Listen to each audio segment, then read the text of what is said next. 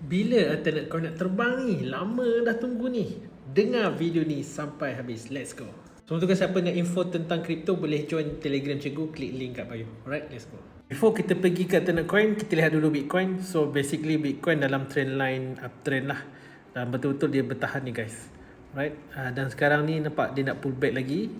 Cuma line support masih bertahan dan trend line ni masih bertahan. Okay.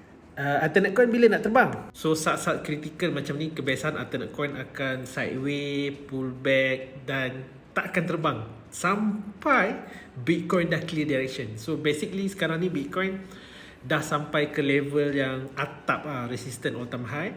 Kemudian masih lagi dalam trend line positif. So direction yang alternate coin tengah tunggu sekarang ni, jika Bitcoin break out, alternate coin akan terbang.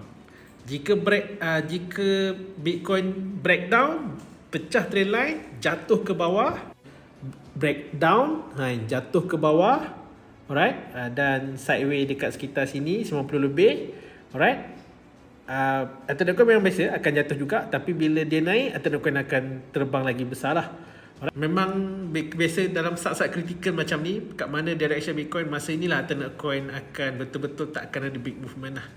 Alright, untuk terbang sampai dah clear direction. Tapi tak ada masalah pun untuk alternate coin. Breakdown pun dia akan naik selepas dia dah jatuh, selepas Bitcoin jatuh.